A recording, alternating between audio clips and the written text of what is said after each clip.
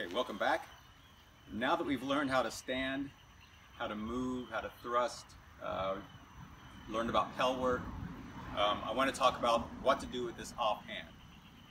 So, in general, obviously, you want to keep it at the ready, keep it relaxed, float it out in front of your chest, make sure your elbow isn't floating out somewhere and offering an extra target.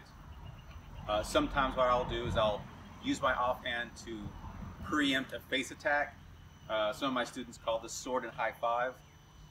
But in any case, float it out in a relaxed manner at the ready. Remember not to square up your shoulders. Just stay relaxed, keep it where you can move it, you can help guide. So the larger question is how to use the offhand in a defensive or an offensive motion. Remember that the sword is primary. The offhand is simply a backup to the sword. I don't recommend in this system using the offhand to slap away attacks and keeping the sword in reserve.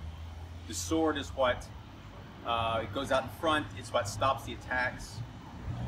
The offhand can be used either once you've foiled an attack, then you can use the offhand to guide the attack away while you run into your own attack, your counterattack.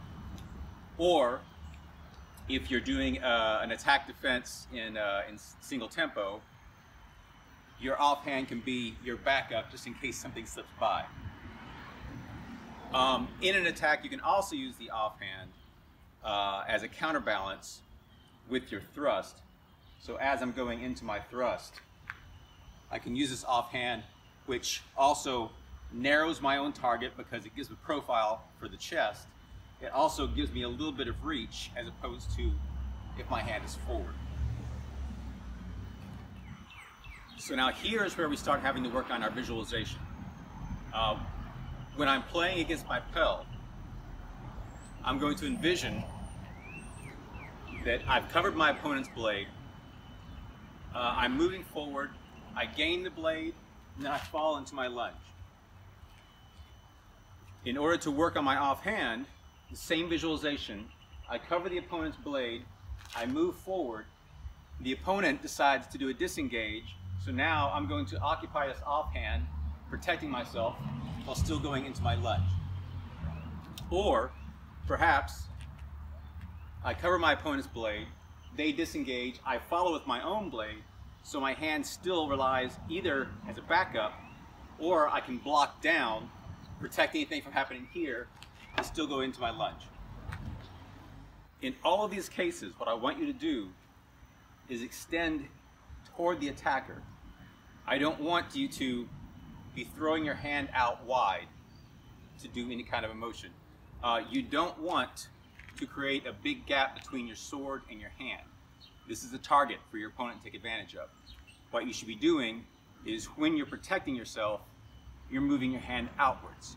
You're moving it toward the threat, closer to the hand, the opponent's hand, for instance. If I'm protecting against cuts, I don't want to stop a cut with the hand. I'm going to protect against a cut by voiding, getting out of the way of the cut, by closing in toward the opponent, getting out of the way of the cut, or I'll be protecting against the cut with the sword itself. Then again, the hand can become a backup for your lunge. But what you want to do, you want to extend outward or toward, not outward, not waving, not catching out here. You still want to stay narrow. All those things I just said about the offhand also are true for the dagger. I don't want to catch things out here with the dagger. I want my dagger to go forward. I want to extend the blade, the dagger comes with it, reaching out. I want to cover my opponent's line, they disengage, my dagger comes out in front of me, not beside me. Again, you don't want to open up. You'll see this a lot in videos of people fencing, where they open up a whole lot. You'll also see them getting hit because it's easy to beat that dagger coming open. So you come out, you come forward. What I do with the dagger in stance as I'm holding my sword, I'll aim my dagger up toward 1/3 of the blade.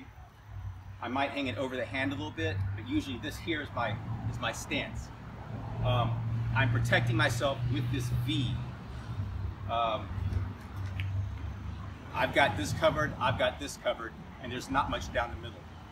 Then whenever I go into an attack, I'll threaten with the sword, and the dagger will come in, make part of a wall, or will come in and catch here. I'm staying narrow and trying to keep this V shape as I'm using the dagger. So what I might work on is visualizing stringering my opponent, covering them on my outside line, envisioning that they're going to try and disengage and come under. So I'll visualize and then attack, stopping that disengagement from happening. Or I might think stringering on the inside line, my opponent makes the foolish decision to take a step to try and get away from my blade and then make a thrust at me. So I will stringer on the inside as they come through on the step. I'll catch that thrust and still come forward. Or finally, maybe 1/3 one. Stringer on the inside line, they do a disengage and try and attack this open shoulder. So I'll stringer. As this disengage comes through, I'll simply catch it here and move forward into the attack. Any one of those three you can practice dozens of times. Make up your own scenarios. Think about a fight you've had once where you wish you would have blocked their shot. Think about how to do it. Create a wall with your sword and dagger, up, down, or think about spaces. I'm opening up this space, so my dagger should then come to catch what the attack is going to do. So to recap, hold your offhand or your dagger hand relaxed but closed in. Don't let your elbow wander. Hold it in a position that protects you. When you are using it, extend it forward, not out. Remember that it is a supporting tool. It is not the primary tool. Your sword is still acting as the primary tool. And think through visualization. Think through different fights that you can have, how you might counter them, and practice those over and over again. Start slow, breaking it down. So stringer your opponent comes under. So then you might attack smoothly, smooth it out,